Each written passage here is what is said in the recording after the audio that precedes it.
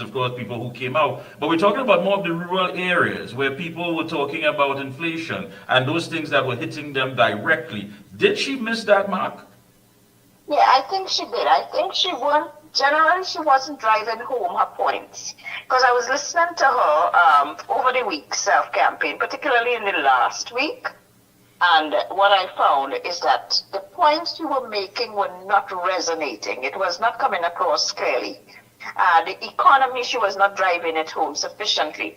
And this happened in 2016 when Trump won against Hillary Clinton as well. It was a Rust Belt group, blue-collar workers, rural people who they had issues with health care, the Obamacare, which was what Obama had instituted at the time. They had issues with employment. They had issues. This is pre-COVID. They had all kinds of economic issues, and I don't think she drove home that economic point very clearly. What she was going to do to assist this underprivileged group in the rural areas. Now, even in some of the big cities she lost, and some of those are the traditionally red seats, we have to keep that in mind as well. And those are traditional Trump supporters. But whatever she was saying, and she said a lot, but when I tried to sift what she was saying and what was clearly her point, I think it wasn't coming across forcefully enough. I think it is probably the manner in which she speaks or the manner in which her speeches were written. Something went wrong. Trump, however, campaigned very strongly he campaigned on democracy, interestingly, but he did it forcefully. I mean, the average person wouldn't think that Trump is the biggest Democrat, but the way he did it, so it's how you convey the message. It's how you convey the message. Sometimes it's not a messenger, but the manner in which the message is conveyed. Yeah. And the other issue that he drove home very, very forcefully is immigration. He's always touted an anti-immigrant policy, and that is a nationalist card that he plays, that he played in 2016, that he replayed. He replayed that. It was a stock record in 2024, and that got it because many Americans, and interestingly, Mikey K, Americans who were immigrants, but today are American citizens, or they may have a green card, they're residents of the U.S., they resent immigrants. They resent immigrants. It's a very interesting phenomenon. Yeah, you also mentioned, of course, the fact of and I'll get to the issues that, as far as his policies, the president-elect. But you mentioned that issue of gender. And the thing about the electorate is that they're going to put you where they want you, where they feel comfortable. They're going to put someone there who they believe that they can go to bed at night and knowing that if something goes wrong, that person can defend their democracy and, of course, defend them as a citizen. That's how they feel. Now, when you talk about that, are we seeing something similar playing out here, not based on gender, but ethnicity? For example, what's happening in the PNM. Is there going to be a problem putting someone in charge of a political party that is not, of course, is outside of the Afro-Trinbagonian ethnicity? And it has never happened before in the PNM. So I think the PNM stalwarts, particularly the Afro-PNM stalwarts, within and outside the party are looking on warily at this twist, and many are not happy about it. So for the Prime Minister to have openly endorsed that candidate who is non-Afro is worrying for a lot of them. Yeah, but let me ask you this, Dr. Rampersad. Doesn't that show up the fact that we lack that political maturity after all of these years, that ethnicity would be an issue? Because when I go back and I think about it, like my grandfather would always say, he would say some of the worst things about the PNM, but he would always end by saying, at the end of the day, I'm sticking with my own. And he had this deep-rooted belief that it was people who looked like him and perhaps were educated like him that were actually pulling the strings, when in fact, that's a whole different conversation. But after all these years, is that still embedded in the psyche that sticking with my own, having this ethnic face, whether cosmetic or not, it means something to the people? Well, totally. And this is what ethnicity means. It means that, you are subscribing to the views of a race of people who look like you. And that may just be a perception. Someone said, Benedict Anderson wrote, and this is an imagined community. It's an imagined community because we heard Dr. Rowley was called an Oreo. And, there are many people who think that he doesn't represent his people and he doesn't support his people. We hear that, right? But the perception by the people is that you look like me and therefore you are going to represent me, and when the opposite may be totally true. So this ethnic factor is actually the most powerful political force in the face of the world. I mean, a lot of people don't like to engage it, they say you're talking race, but from an academic perspective, in which I am an academic, it is the factor that has triggered the Israel-Palestine war, the Israel-Palestine conflict for decades. Right. The Russian-Ukraine war, to some extent, the Guyana-Venezuela dispute, to some extent, that's both territorial as well as oil, but there is also that's two different cultures. And many wars, India, Pakistan, Kashmir, the Kashmir border issue, religion is part of this ethnic war that triggers, this ethnic factor that triggers these global conflicts. Ethnicity plays a powerful role in domestic politics in the United States, in Trinidad and Tobago, in the UK, in Canada. These are all multicultural societies. We are all multicultural, we are melting pots. And ethnicity will always play a role. So we never discount, in analyzing politics, we never discount the ethnic groups. In Trinidad, we look at the Indian, we look at the Afro, we look at the mixed, we look at even to some extent the Chinese, Syrians and other groups. In the US, they look at the white, they look at the black, they look at the Latino in particular, So in the UK now you have huge class of Indo groups, Chinese groups. So they look at all these different groups and they analyze, not of course excluding the white vote. So Trump may not have been attractive to many of them, but he certainly attracted enough to push him over. And that's my point. My point is, one would think that when really and truly, when you look at what played out here, Trump, of course, did not was not compatible when many people would talk about moral turpitude and having these values that people hold so highly. I mean, the fact of his court cases and what have you. But what eclipsed all of that was the fact that there were people who simply wanted to survive on a daily basis. And one would think that here in Trinidad and Tobago, at this point in time, with the issue of crime and the economy, that the whole factor of the ethnicity would not be a part, but yet still it is playing a very pivotal role in all of this. It did play, but he did manage to get, there was a little crossover, but he did, those rural voters, many of them are actually white, in the Rust Belt and whatnot, they are actually white votes, and he was able to capture them even more than he did in 2020. Yes, 2020 when he lost to Biden. So, it's an interesting election with many, many dimensions to analyze.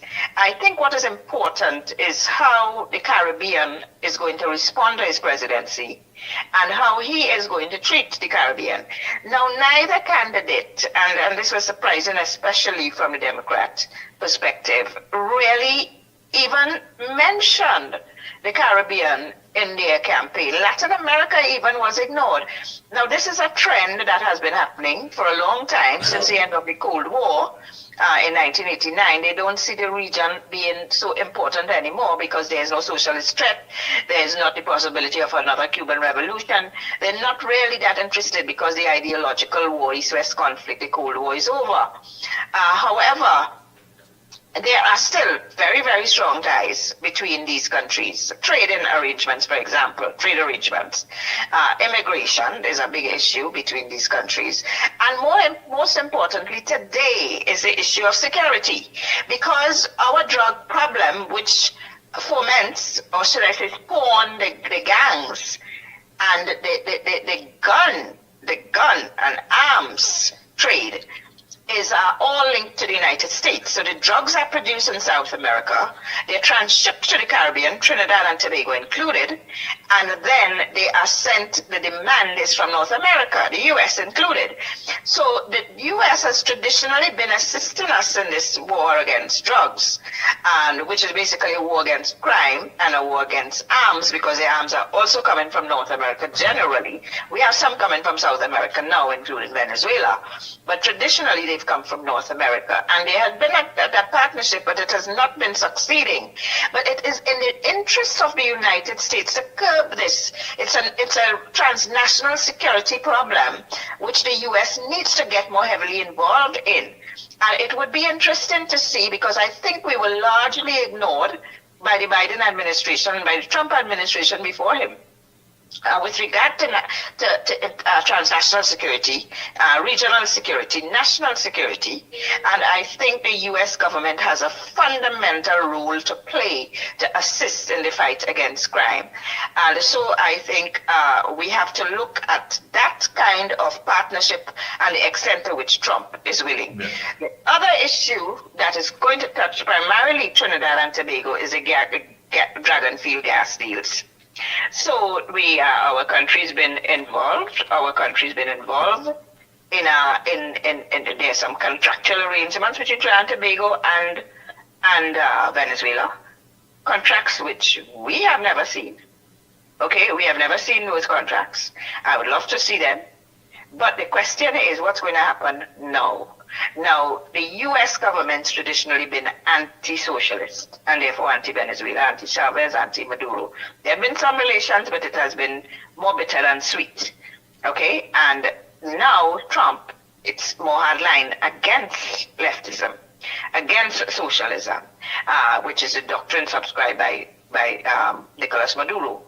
So it will be left to be seen how Trump is going to look at that arrangement between Trinidad and Tobago and Venezuela, and whether we can sustain it. Yeah, very much so. First of all, let's look at the deport undocumented migrants. It's expected the biggest mass deportation of undocumented migrants in U.S. history. I mean, that may be easier said than done when you look at the legal ramifications and, of course, the logistics involved. But he's made it quite clear, promises made, promises kept. And how is that going to affect us? Yes, and, he also has this, what is the word? I try to pin down that word. Don't give a damn kind of attitude. So you have to do as I say. You have to, that's a dictatorial kind of attitude.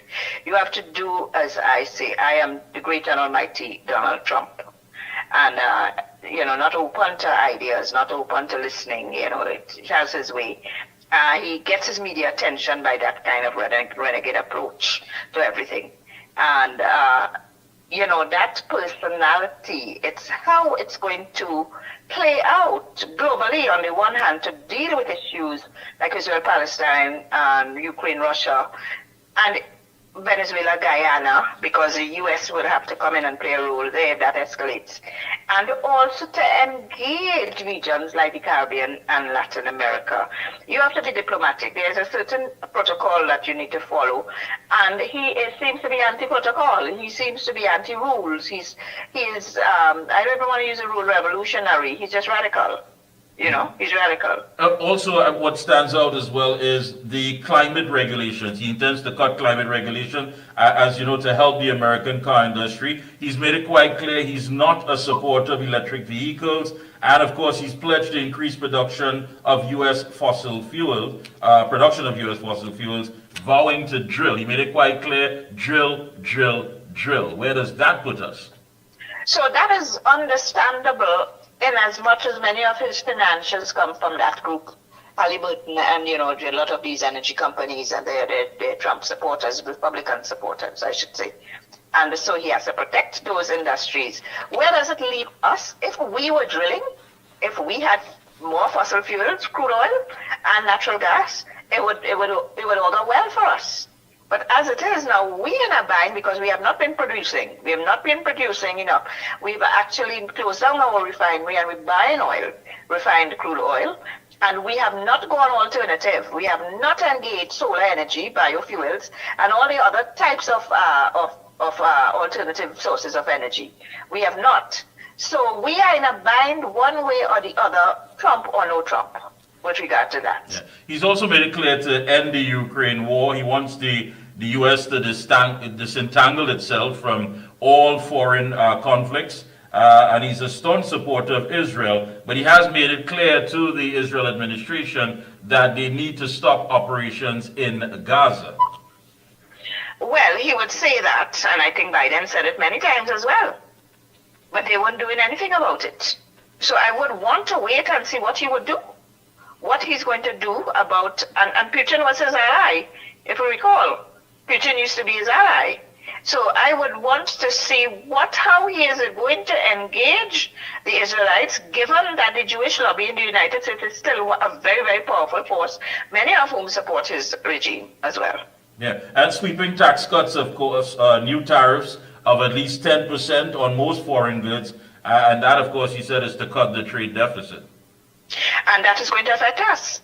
Because not just us, but most of the developing countries that are trading with them, the developed countries, the OECD will also be affected, but the developed countries more so because of their struggling economies.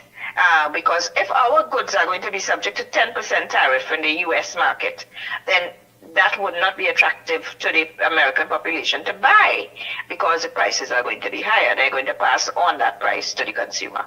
And as far as reproductive legislation, I mean, do you think that the biggest loser last night was women? I think that was overplayed. Quite frankly, I think Kamala Harris overplayed it. It was pretty much a gender issue. And I think that not the majority of the American population were interested in that issue. And I think a lot of time was being spent on it when other issues like the economy should have been at the forefront. No, I agree with you, because Mr. Trump made it quite clear that he left it up to the states to decide what their policy is going to be on the issue of abortion. He made it quite clear that they are free to decide their own laws on abortion, but yet still she tried her best to gain some political mileage with that, and that was not the major issue. Now, preparing for a general election here in Trinidad and Tobago, crime, the economy, but there are other little pockets, of course, where there needs to be a message for different sectors of our society. And if we had to reach across in actually to get those who may not usually gravitate to an opposition or the case may be, what should that message be? So, you're talking about certain enclaves, and so you have to practice, not just preach, a multi-ethnic policy and multi-ethnic rhetoric, but beyond rhetoric policy, where each of the groups, none feel disenfranchised, particularly these majority groups. None of them should feel disenfranchised. And there's another group that are suffering, that are graduating with undergraduate and master's degrees, our youths. Our youths are underemployed and unemployed. They have to reach out to our youths. Maybe that's why many of them are turning to crime, because there are no alternatives. So they have to reach out to that youth group as well. And they would always comprise, a large percentage of the votership of the electorate. So, we have ethnic groups, the religious groups are to some extent, not to such a large extent, but certainly the youths. Then you also have the aged, the aging population, who feel that the pension is not sufficient, for example, who are now more vulnerable to crimes. They are being targeted, as we know. A lot of the older people are being targeted. They feel unprotected, they feel vulnerable. That group they also have to look at, and that's a voting group. They've always been a voting group. So there are these enclaves that they have to reach out to. The population has to reach out to. Not just population, sorry, the politicians have to reach out to. Yeah, and I think that sometimes many of the citizens feel that there are certain areas that politicians, political parties have drawn the line and don't enter as far as dealing with the banking situation. Many of the citizens have been crying out for better policies. They feel that they're at the mercy of the entire banking system. And yet still you don't hear much of this narrative on the platform. What are you going to do to protect us from these conglomerates that are going about basically saying, listen, if you, whatever service, whether it be a loan or an overdraft, we will vacuum your account to get what is ours, and there is no buffing, no area, no gray area where we can have some sort of conversation. And that is pretty much the business sector, the big business sector. But what about the forex problem, where we hear that a small group are benefiting from forex, while the rest of the population want a few $100s to go and make a vacation abroad, and they can't get it. And that's another group you have to look at. This vulnerable group, small and medium enterprises, right? Those people, the hairdressers, the cosmetologists, the barber, those the little people who are trying a thing, trying to make a living. But some of them have to bring products from abroad, and they need some foreign exchange. And it's ordinary people who are trying to go on a vacation abroad. So now the credit card restrictions, you buy a ticket, you buy a hotel, and by the time you get there, you have no more money in your credit card. What do you do? Yeah, so true. Closing comments, go right ahead. So I think closing comments, we want to see what are the overtures to Latin America and the Caribbean. We have to remember that Donald Trump didn't even know that Trinidad and Tobago was one country. He did make a comment about Trinidad and Tobago as two separate entities. So clearly he needs to educate himself. We can see the hard line approach coming back with regard to immigration. He campaigned on that. But more importantly, he needs to honor the trade agreements that we have. Otherwise, we are going to be in serious trouble. And we have to look carefully at his reaction to the current dragon field deals between our government and Venezuela. All right. Thank you so much for taking time out. We'll be checking with you periodically, and best of luck as we prepare for the upcoming general election. Thank you so much again. You're most welcome, and thank you for having me. Good night. Thank you. Hey, take a short break. When we come back, we're speaking to former Energy Minister Kevin Ramnarai right here on The Observer. We'll be right back. Place hot and the AC, then this car not working. Check Ryanair. Ryanair is ranked among the best in TNT for auto air conditioning service.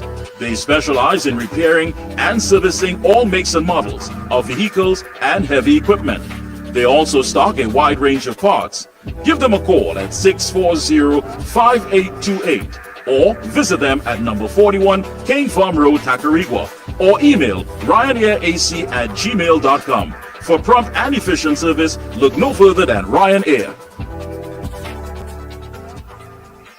The Excel brand delivers quality service. I would recommend Omega Excel to everyone. Take care of yourself, take care of your health with Omega Excel. If Omega Excel works for me, it will work for you. Over a period of time, I started feeling stronger in my knee where I could add more pressure. For all top quality and affordable hardware supplies, no one beats Midland Hardware, located number 97 Eastern Main Road, Aruca. Midland stocks the #1 brands in hand tools, garden tools, water tanks, power washers, generators, water pumps, kitchen and bathroom faucets, along with face basins and toilet sets, blocks, lumber, steel, sand, gravel and topsoil. Also check out Midland for steel windows and assorted designs of metal curtain rods.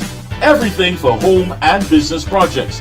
Payments via links, credit cards, online payments, or cash on delivery. WhatsApp 327-7761 or call 646-2144. Open every day from 8 a.m. From foundation to finish, it's all at Midland. Limiting chronic inflammation is important for so many conditions that occur. I had a lot of pain 4 years ago. I used to have pain in my knees and my hip. Taking it for arthritis. Omega Excel saved my life. Then I started to realize, well, hey, I could use my hands, I don't have any pain. All in all, I am pleased to say that the Omega Excel has worked. And we're Welcome back. Thank you so much, Master Control. Joining us is a gentleman who is no stranger to the Observer. Let me say a special good evening to former Energy Minister Kevin Ramnarine. Welcome, sir. Hello, good night, sorry. Yes, indeed. Thank you so much for taking time out to link with us here. Well, it's the day after Mr. Ramnarine, and so much information is being bandied about dragon gas, what's going to happen, what is going to be the geopolitical policies. Is it going to be a priority? Are we still going to have to wait 2027? Is it going to be a pipe dream? Where are we, and what are we looking at? Well, the U.S. elections have come and they have gone, and the result is a decisive result. You know, there is no need for recounts. There is no need for the intervention of the U.S. Supreme Court, as happened in the year 2000 with Al Gore and George W. Bush. It's a clear, decisive outcome. Mr. Trump has been elected. In fact, they're still counting ballots in